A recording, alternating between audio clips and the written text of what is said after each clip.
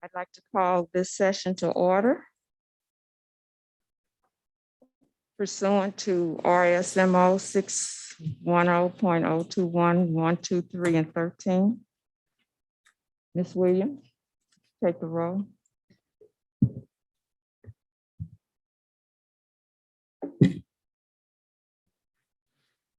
Ms. Sonier.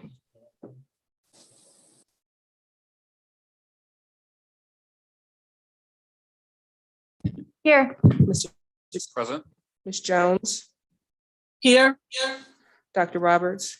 Present. We have a quorum. Can we now stand for the pledge?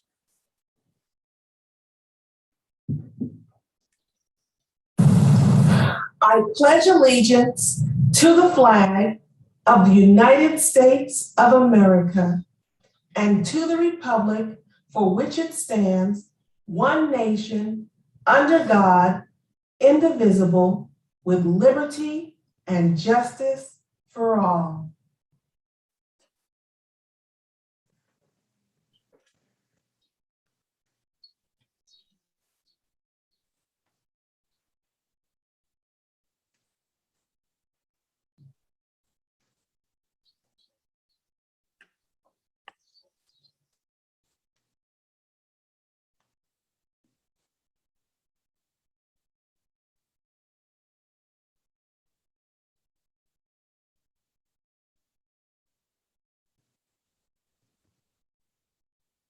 September consent agenda review. Have you had an opportunity to review? Okay, I move that we accept the consent agenda as presented.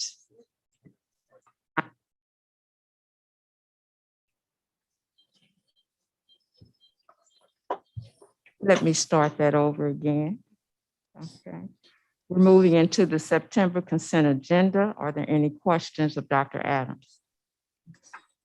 I just had a basic question about the Gateway Green and the two dairy councils. What kind of educational opportunities and professional development do they provide?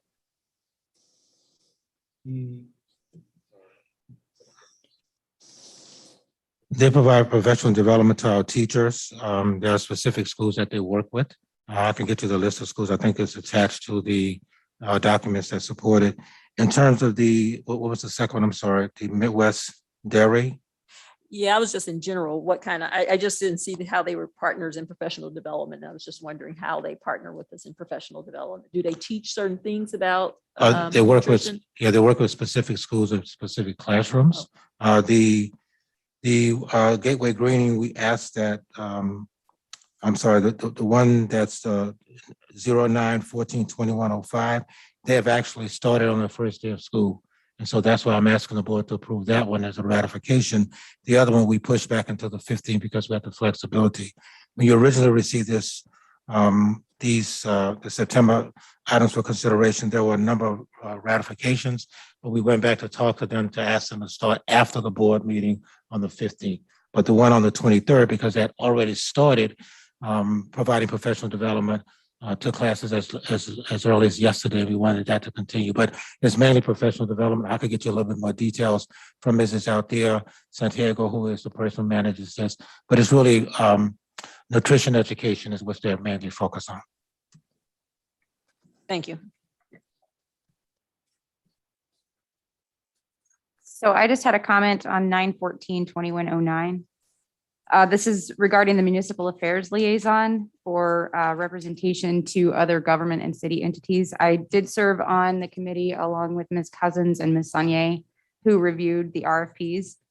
I really do think that the rubric that we use to grade these entities that submitted RFPs, I feel like it doesn't really encompass what is going to be really at stake, which is the reputation of the board, the individuals involved, their past history. And I do know that there was at least one other board member who had reservations that was not on that committee. I do think that this is something I would personally feel more comfortable with the full board being involved, particularly the legislative committee, because this person ideally would be working, or this agency ideally would be working with the legislative affairs committee. So I would personally like to not see this on our consent agenda. I think we should wait. Additionally, the $62,500, I believe, for September through June, I mean, that's half a year. So then we'd be back in June looking for another contract. So that's either another RFP or renewing this person or this entity for $62,500. So I'm just not clear about this one, and I wanted to get the rest of the board's feedback, who feels like they should be involved, because I see this as someone who is going to be speaking for the board in front of other entities, in front of the mayor, in front of, other government agencies, public health, and they are a representation of us. And we did not have that as part of the grading mechanism when we went through these service providers. So that's just my feeling, and I was wanting to get other board members' feedback.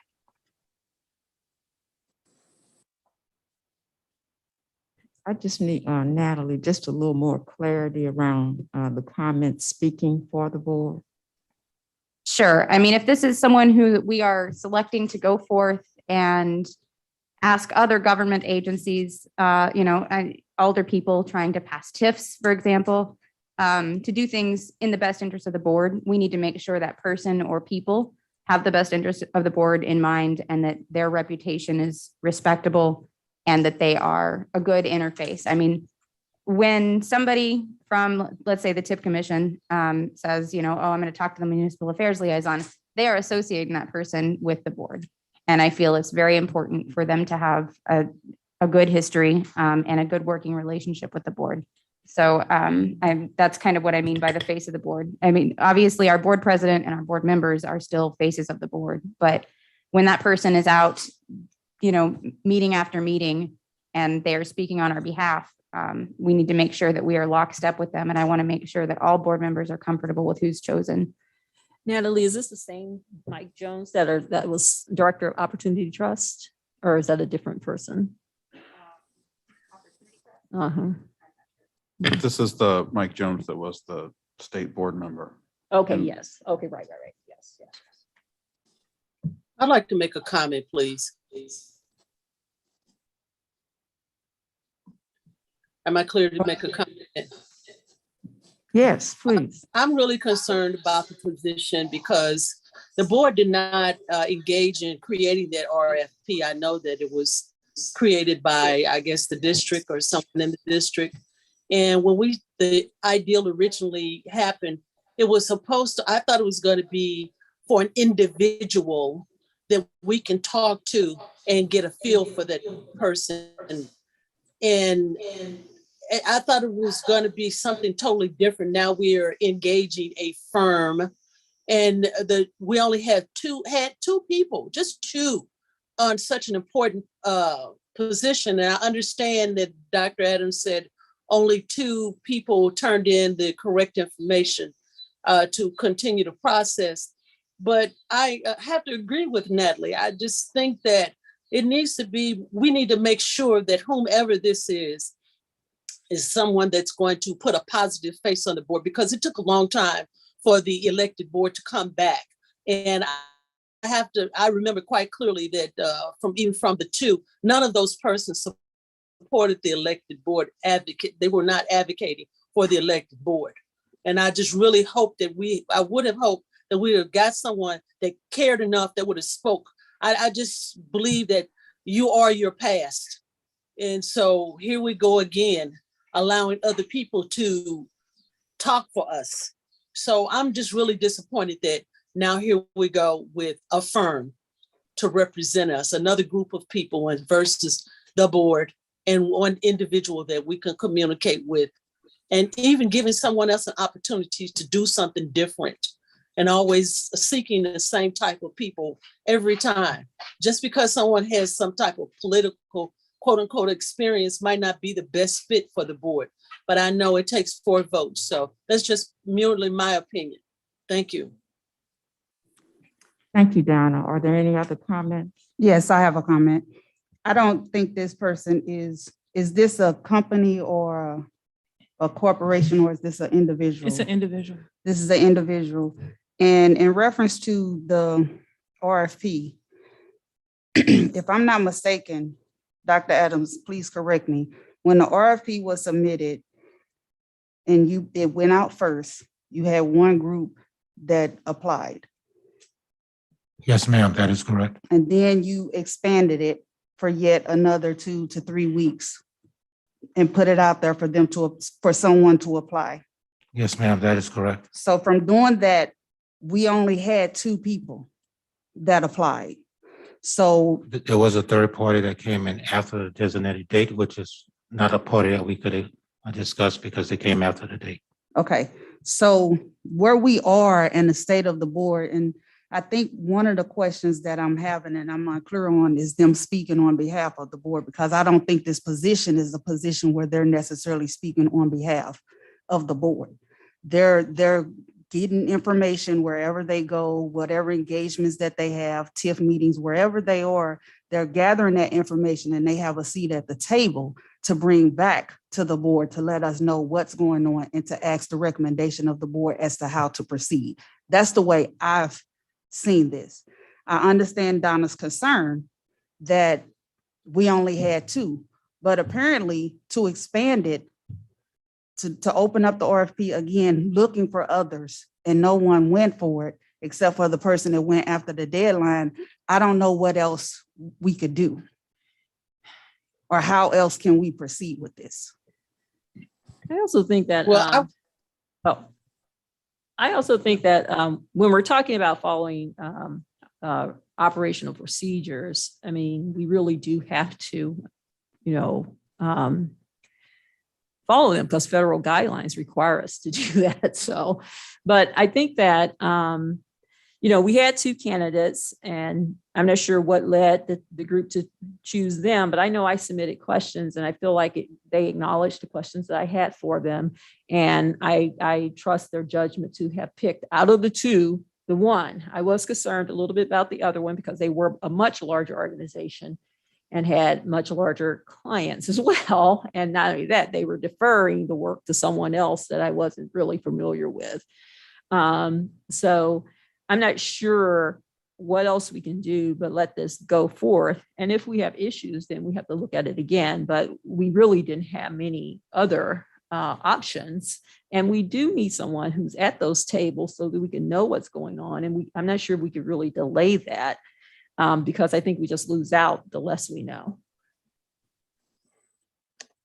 I think what I was saying is that the way the RFP was written made it almost guaranteed that there were not going to be many people who were going to be able to pass the muster. We required so much versus giving a newcomer an opportunity to make a mark and to do a good job. We didn't do that. And I thought the board was going to put together that language for the RFP. So that was my thinking. Thank you. I do think that I agree with you, Donna. There was a lot that was required, but my issue with the RFP comes from that there not being a checkbox for history and reputation for the person, and whether they have been in favor of the board or not, whether they have a history of advocating for public education. So the way the RFP was designed, I mean, we have a contract with a lobbyist that we employ in Jefferson City, and the board is a little bit more hands-on with that. And I just want to make sure that everyone is comfortable with this being slightly different than that relationship. Because what I was hearing from other board members is that we do want that one-on-one contact. We do want that one-on-one, interface to be able to report to us as one person rather than a big faceless entity. So if we were not clear in that and having that in mind when we were scoring the RFPs, I just want to make sure that everyone is comfortable with that.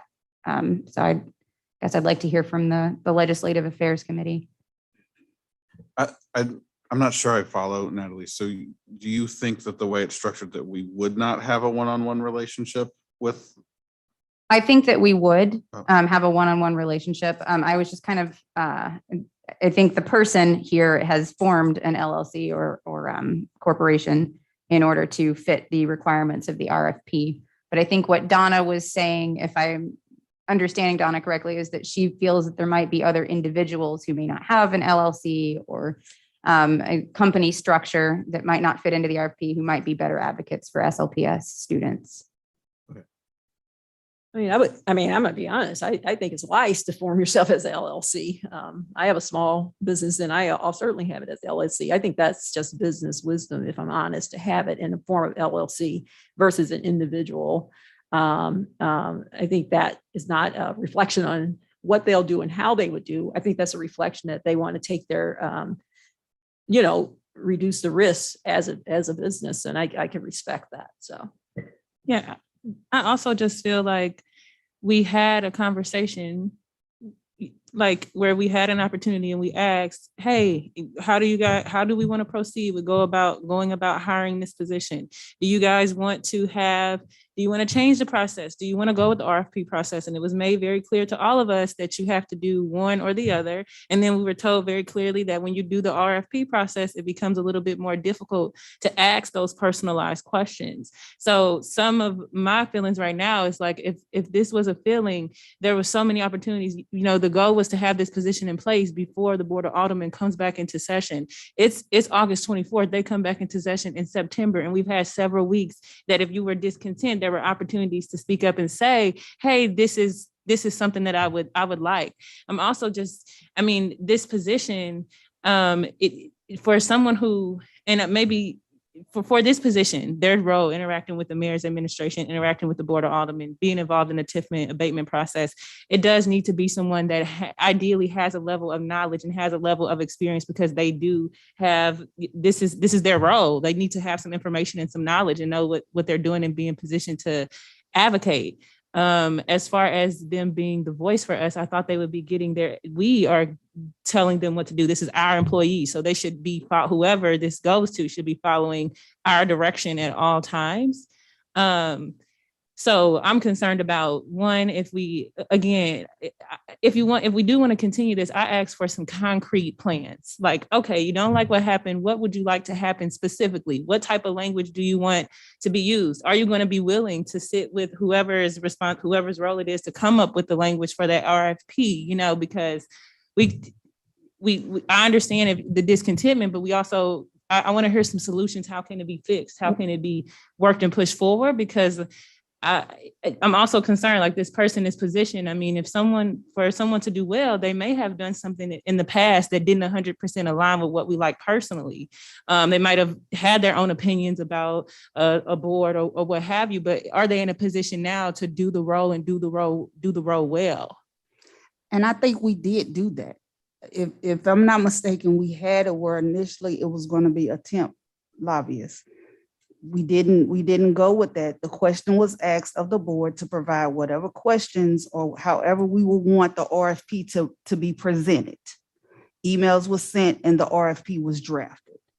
During that time, I think what you're saying, Ms. Sonia, we should have done all of that. So we're at the stage now, the clock is ticking and we have work that needs to be done. If everyone is comfortable with the recommendation, I'm comfortable going through with it. I just want to make sure that everyone who needed to be heard, because this is someone who is directly interfacing with other entities on behalf of the board. Whether we want to call it the face of the board or not, that association is going to be made. So if everyone is comfortable on voting on this, whether you're voting yes or no, if everyone feels that they have the information to vote on it, that's what I needed to know as a committee member. Dr. Roberts, I asked that we vote on that one separately and proceed to the other ones. This is not a vote tonight. This is simply Just a discussion. in preparation for Next time. September Okay. agenda. Thank you. Yeah, and Natalie, to your point, I mean, I just want to reiterate, I don't view, our Jefferson City lobbyist or our municipal affairs liaison as a substitute for the relationships and the work that this board has to do for advocacy. It has to be an aid. So they have to be our eyes and ears on the ground. They have to help form those relationships to get us at those tables when that needs to be. So, I always share your concern. I share Donna's concern too. We don't want to, abdicate any of that responsibility. So it's going to be on us as well. Which is why the ad hoc legislative committee was formed. Right.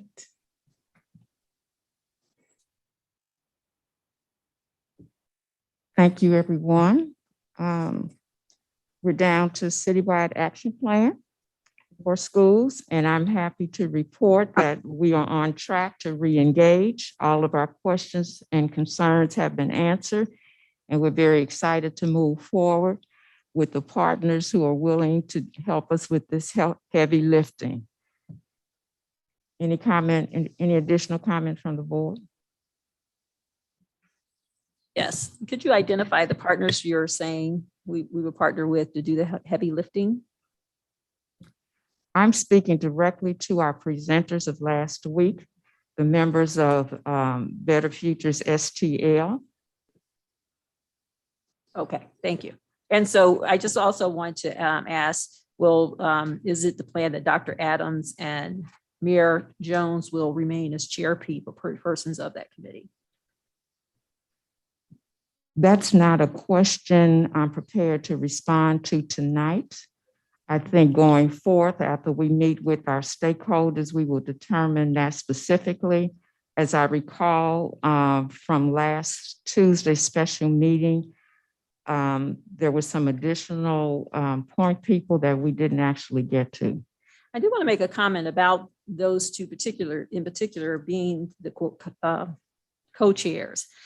Last week, I was not at the meeting. However, I did listen to the meeting a couple of times, and the meeting was scheduled at a time that I had another presentation I had to do and had been set months ago.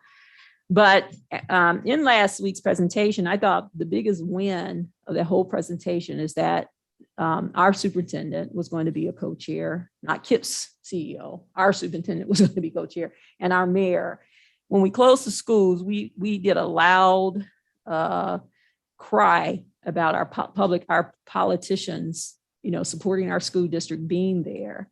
And I particular challenged the candidates for mayor about helping us in this charge, and made note that while Kara Spencer met with us, the other candidates did not.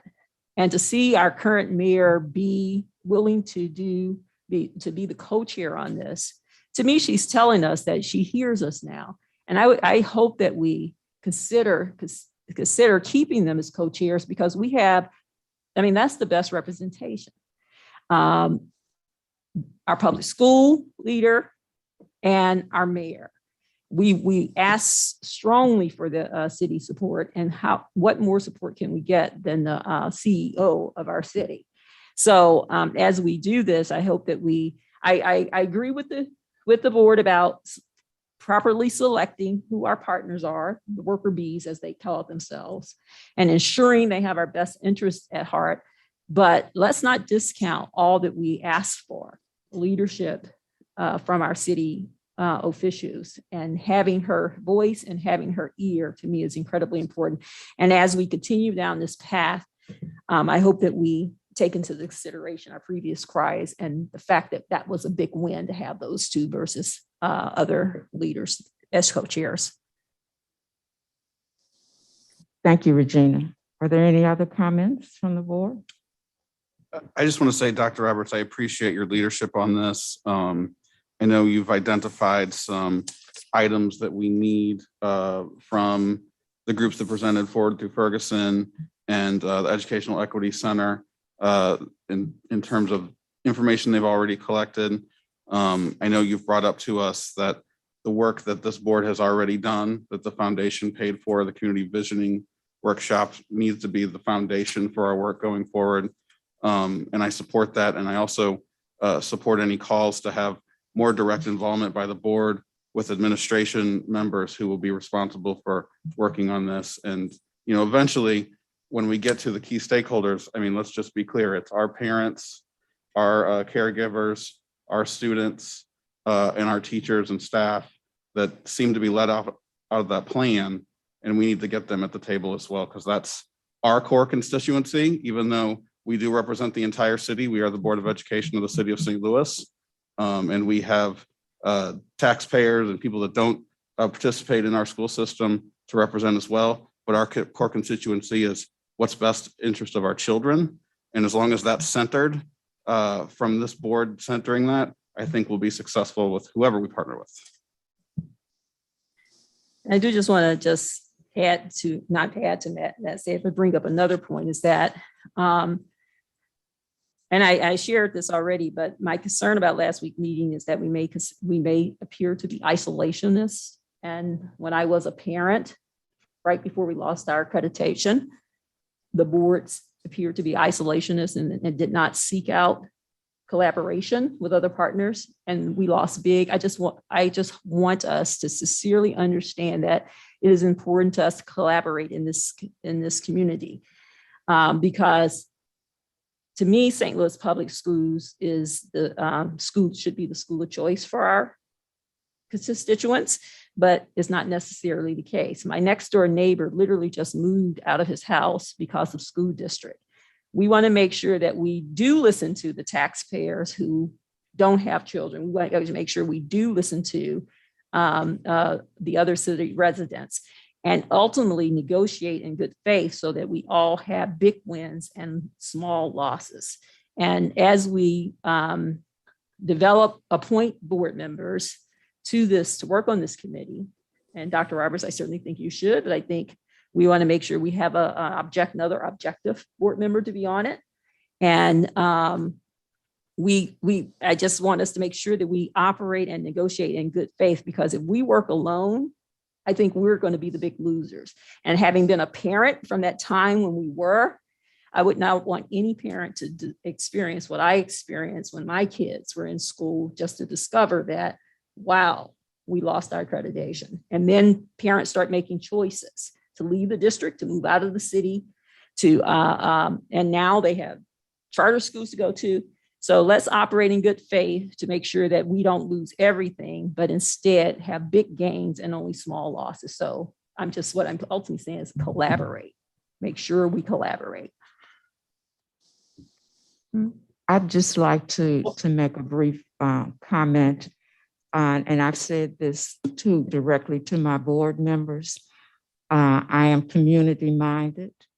I lean into the noise that some people say is noise. I recognize that it's the collective mind that's going to have the answers that all the kids in the city of St. Louis need. We are not isolationists. but we do want to make sure that we're advocating for our constituents, but more importantly, for all the students across the city. That's why that was one of our asks for citywide planning along with TIFs. That was the purpose of putting that forth. We are going to be better together. And so we can't do this work alone. And I'm going to really encourage our parents to stand with us in this effort. I want you to make sure that you're dispelling any misinformation. If there's some questions that you have, feel free to reach out and get the clarity that you need. This is not really about the adults. It's about what we can do across this city for all kids. Dr. Roberts, I'd like to make a comment, please.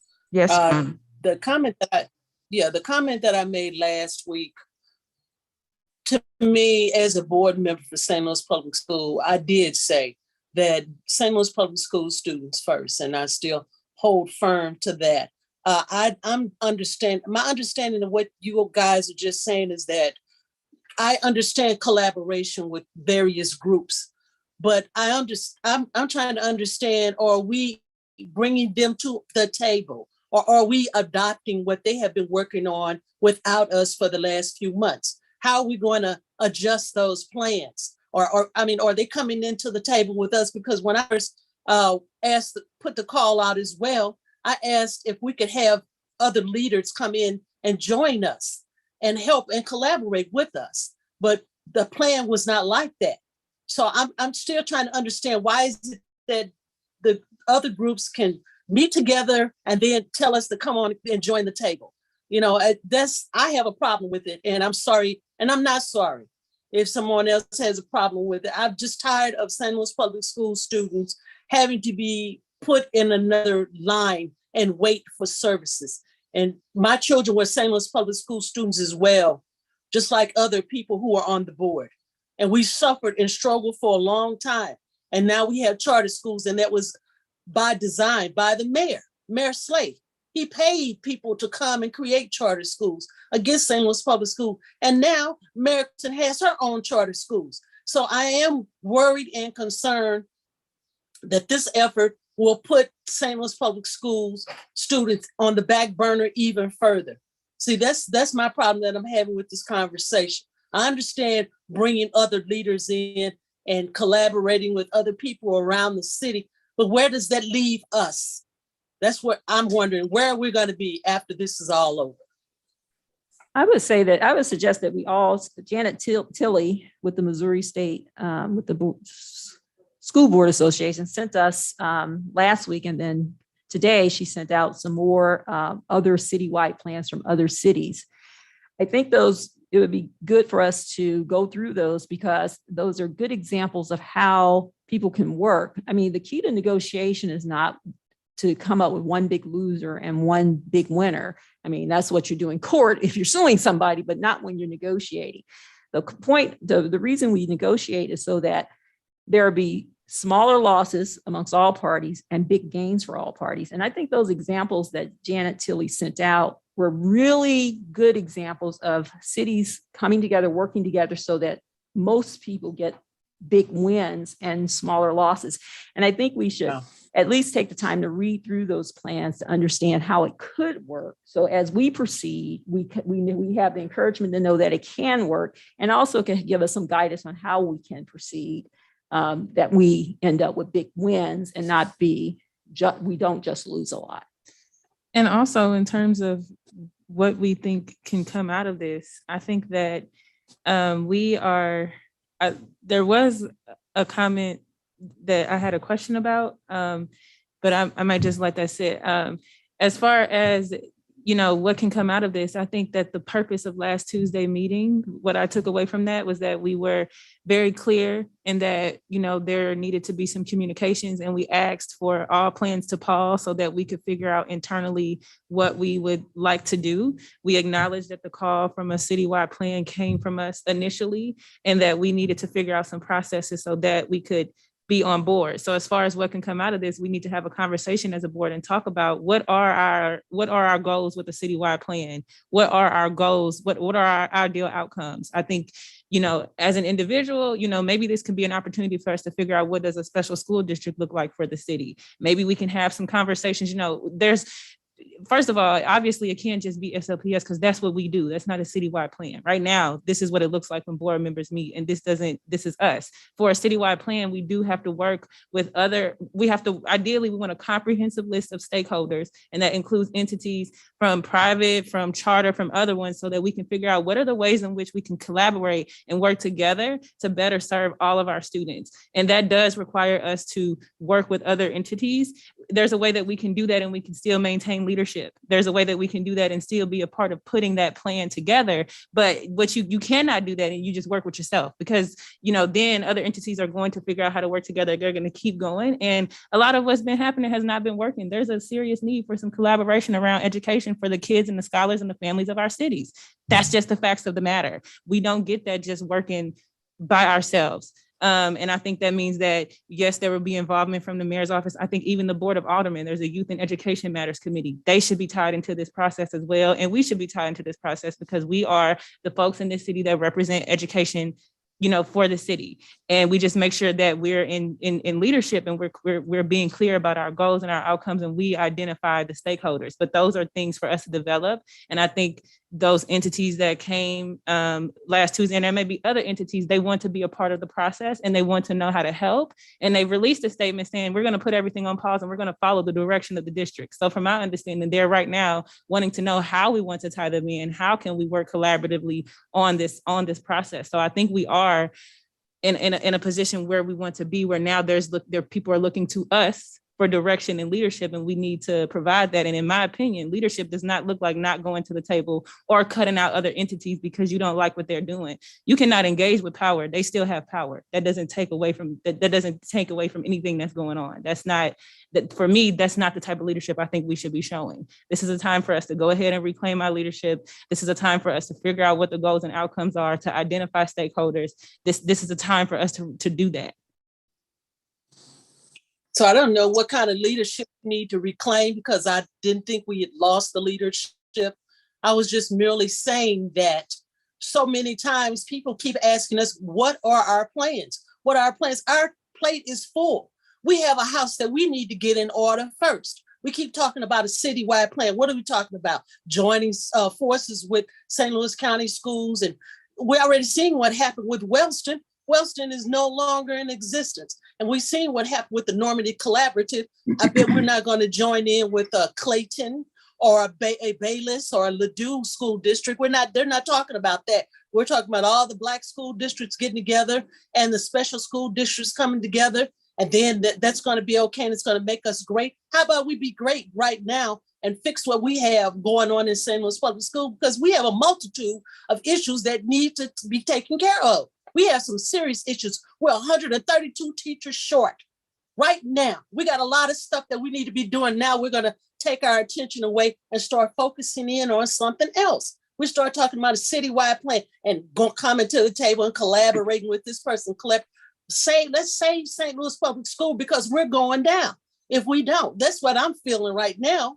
This is exactly what I meant. I wasn't saying don't work with other people. I asked other people a long time ago, before the new people even came on, come help us. Come help us. That's what I was asking. And all of them keep screaming, where is your plan, St. Louis Public School?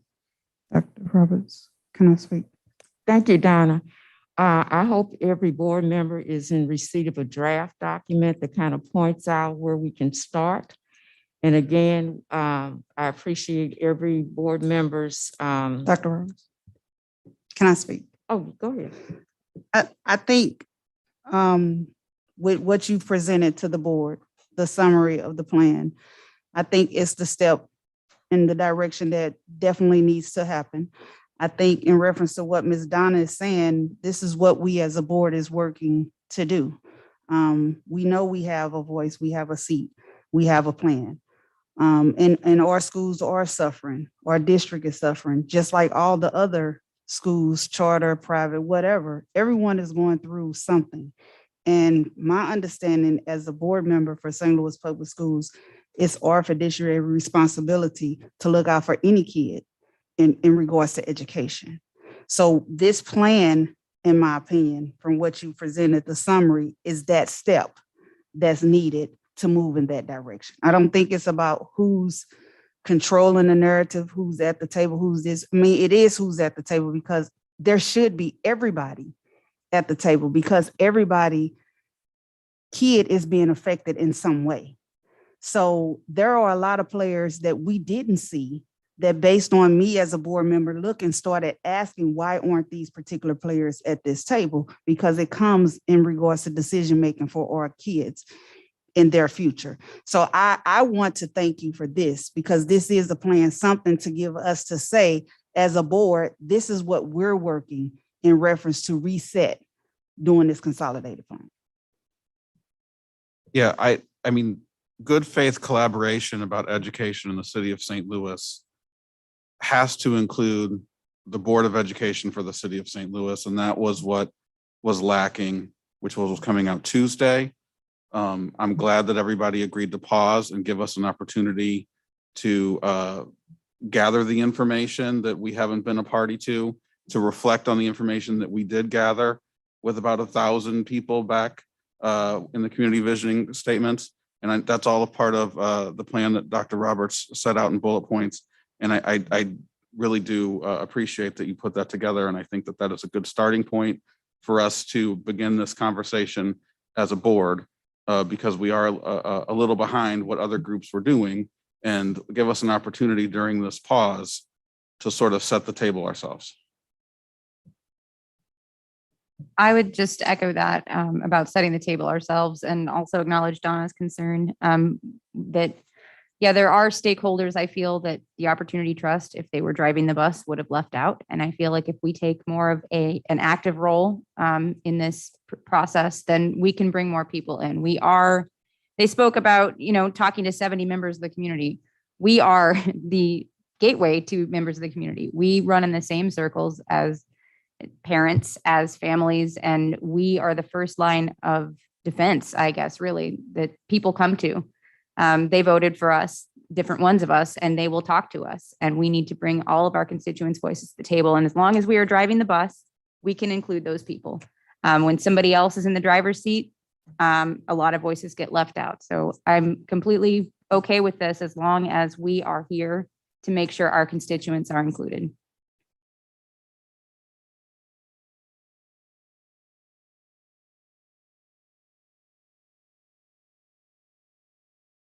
Good.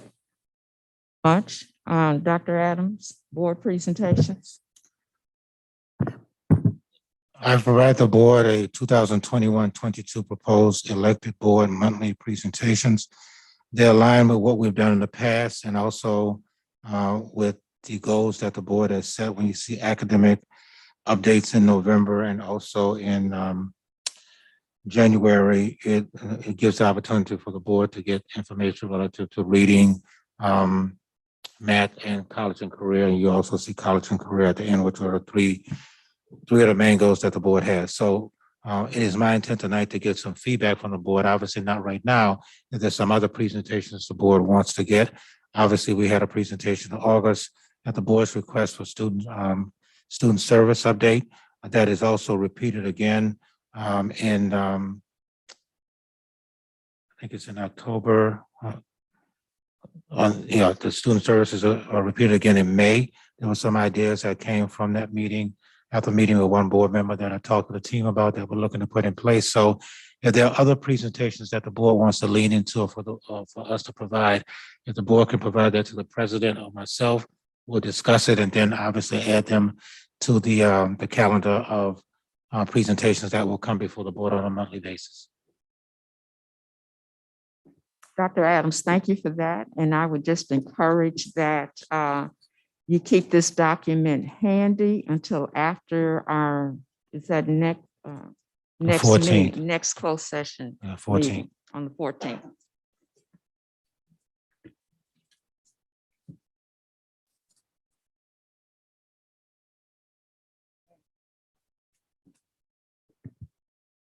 Dr. Adams, we're down to the vaccination policy. Is Jeff going to set? I am going to stand up and I don't read it. Sorry, point of order. Is that on our agenda? Okay, it's not on this one. I just want to make sure it was shared with the public as well, that it was It's posted in on the advance. website.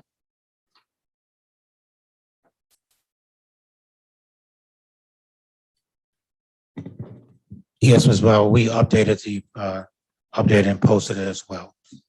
You're welcome. So I don't have a PowerPoint presentation, but I will walk through the policy for the board and the public as well. This is a draft SLPS COVID-19 employee vaccination policy, and because there's no presentation, I'll read all of it if the board does not mind. I think it's important enough to read. The Board of Education has adopted this policy consistent, if the board does, with its duty to provide a free public education to students to safeguard the health and well-being of employees and their families, and to maintain a public school environment wherein the recognized hazards associated with COVID-19 are mitigated to the fullest extent possible through use of approved COVID-19 vaccines. This policy is based on guidance provided by the Center for Disease Control and Prevention, CDC, the Occupational Safety and Health Administration's OSHA, and the City of St. Louis Public Health Department.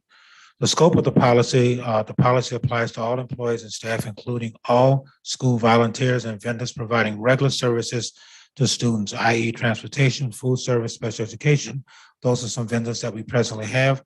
This policy applies to all COVID-19 vaccines fully approved by the Food and Drug Administration's FDA. Right now, that is Pfizer, but as a footnote at the bottom of the page, it would indicate if Moderna or Johnson & Johnson were also approved, that would also apply to them. So the board would not have to come back and have another conversation around it.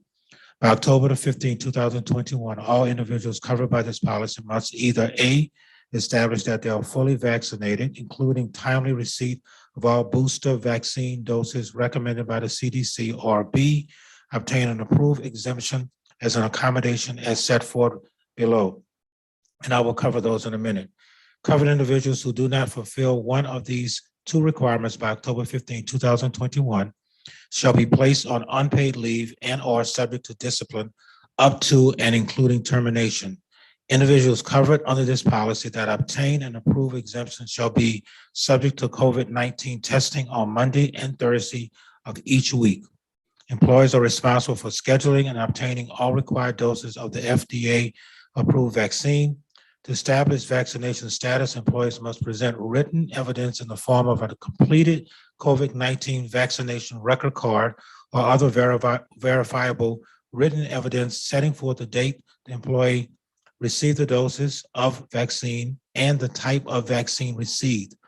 All proof of vaccination status information shall be treated as confidential information maintained separate from the employee personnel file. As of October 17, 2021, the CDC defined fully vaccinated individuals as follows: 2 weeks after their second dose in a 2-dose series, such as Pfizer and Moderna vaccines, or 2 weeks after a single dose vaccine, such as Johnson & Johnson Janssen vaccine. There are exemptions, and so the request for exemptions cover disability accommodations. The district provides reasonable accommodations absent undue hardship to qualified individuals with disabilities that enable them to perform their job duties. If you believe you need an accommodation regarding these policies because of a disability, persons are responsible for requesting a reasonable accommodation from the HR department, Human Resources. You must also use and submit the forms provided by the district in order to be eligible for an exemption. Second exemption, religious exemption. The district provides reasonable accommodations absent undue hardship to employees with sincerely held religious beliefs, observances, or practices that conflict with getting vaccinated. If you believe you need an accommodation regarding this policy because of a sincere held religious belief, you are responsible for requesting a reasonable accommodation from the Human Resources Department. You must use and submit the forms provided by the district in order to be eligible for an exemption. The third one, exemption for other medical reasons. Consistent with applicable CDC guidelines and information regarding vaccine risk and vaccine allergies, exemptions for such reasons may be available on a case-by-case basis for a medical condition that is a contradiction to the COVID-19 vaccine, even if it does not qualify as a disability under federal, state, or local law. Employees are responsible for requesting any exemption for other medical reasons from the Human Resources Department. You must use and submit the forms provided by the district in order to be eligible for an exemption. This particular policy is related to policy 4623, which the board approved at the onset of the COVID pandemic. Sets forth the policies and procedures related to COVID-19 related quarantines, isolations, and positive cases for both in-school and external exposures. Since its adoption on January 12, 2021, the CDC has ruled that asymptomatic vaccinated individuals who have a close contact with a COVID positive person do not need to quarantine. SLPS will continue to follow any further guidance provided by the Center for Disease Control, CDC, the OSHA, as well as the City of St. Louis Department of Health. Board Policy 4620.9 sets forth the district policies related to workers' comp, injury leave, and benefits. SLPS employees who are identified by the district contact tracing department as a close contact of a COVID positive individual during the performance of their job duties, who subsequently, within a relevant exposure time period, are diagnosed as COVID positive, will be processed as workers' compensation claims, as workers' compensation claims. Want to note at this point in time, as of last night, as we pulled data, we have some 2,272 out of 2,600 total responses because we asked employees to provide updated information on their vaccination status at the beginning of the school year. Of the 2,600 who responded, 86% have already indicated that they're vaccinated. Of teachers, out of 1,486, 1,303 responded. Teachers indicated 88% of them are vaccinated. At this point in time, approximately 800 persons have not responded to the survey. If all are unvaccinated, the vaccination rate would drop to 65%. Obviously, we don't think that's the case. We believe some people are having some technology issues in terms of doing that.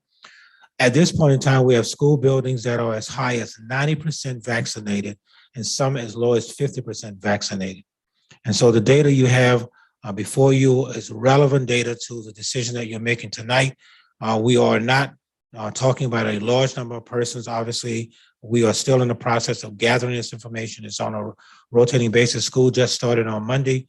The deadline was prior to the 21st, but we are still getting information coming in relative to that. So I would take any questions or legal to take any questions that the board might have. But at this point in time, if there are no questions, I would like to ask the board to vote affirmatively for the policy before you.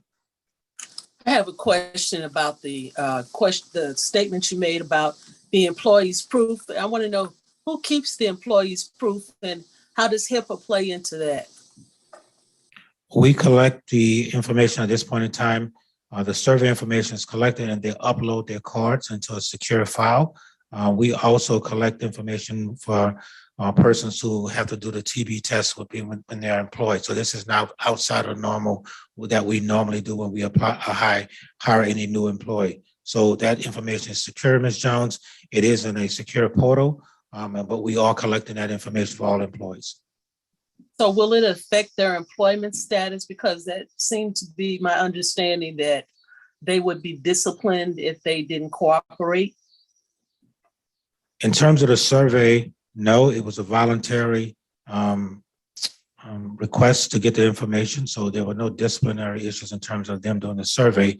This policy would require that by October 15, if employees had not been vaccinated, had not received, made a request for an exemption and received an exemption, they could be recommended for termination.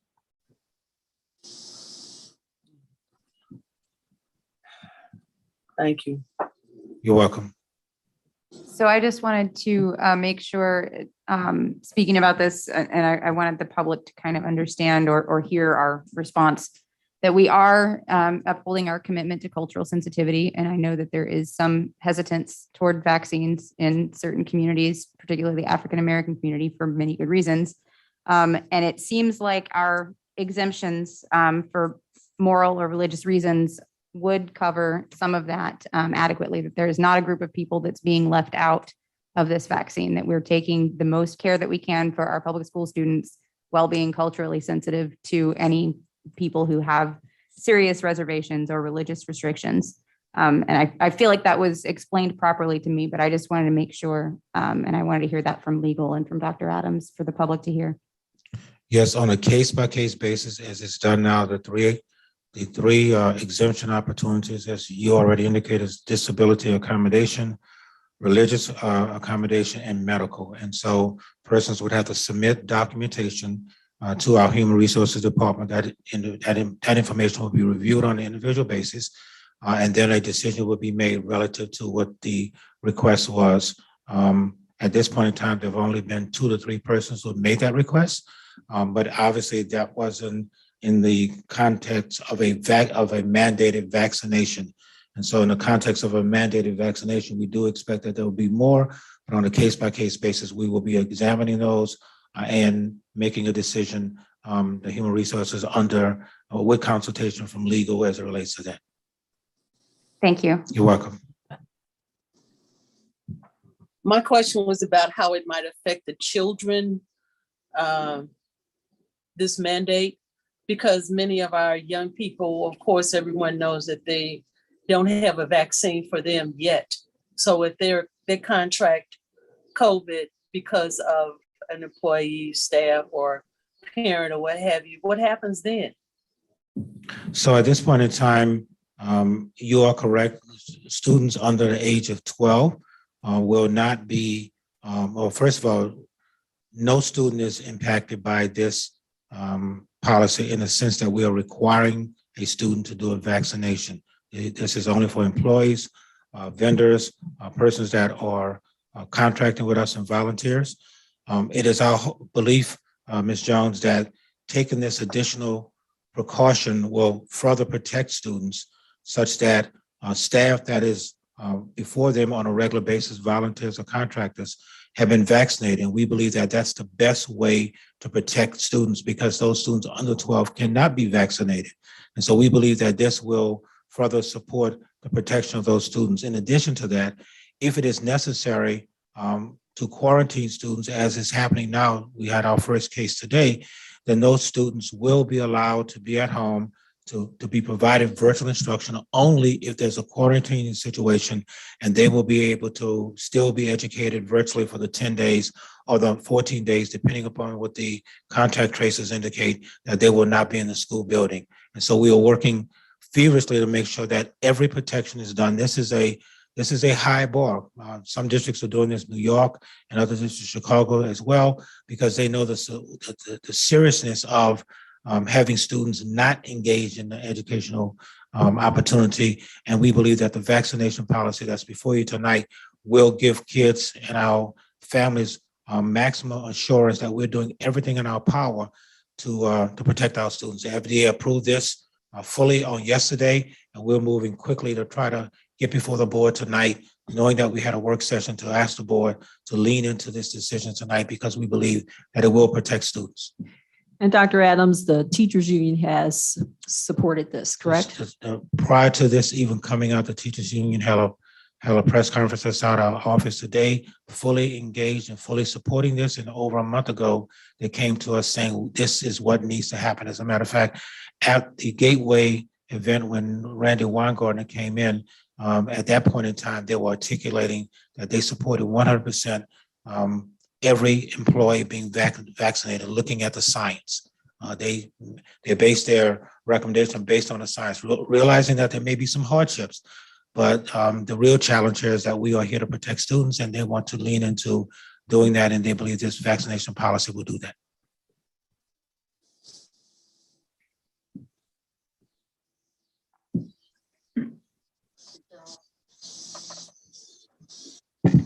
Are there any additional questions of Dr. Adams? I don't necessarily have a question. I just want to add it. I think it is to protect students, but I think this vaccination and encouraging our teachers and administrators to be vaccinated is protecting them and their families as well. This is a serious situation right now. We are losing people in droves, especially in the city due to this pandemic, and we have to take this serious. And it's not just about us as individuals, but who we're around and in contact with. So to reaffirm what you said, the first week of school, we lost 2 teachers who had not been vaccinated. You are 100% correct that this is not only supporting students, but also our staff as well. And this is an extra precaution to say we want you in front of students. We need you in front of students, but we also need you to take care of yourself and take care of our students and also take care of the adults that you might be around on a regular basis. If there are no additional questions, I'm asking that the recommendation made by Dr. Adams to for the COVID-19 employee vaccination policy be accepted. Can I get a motion and a second?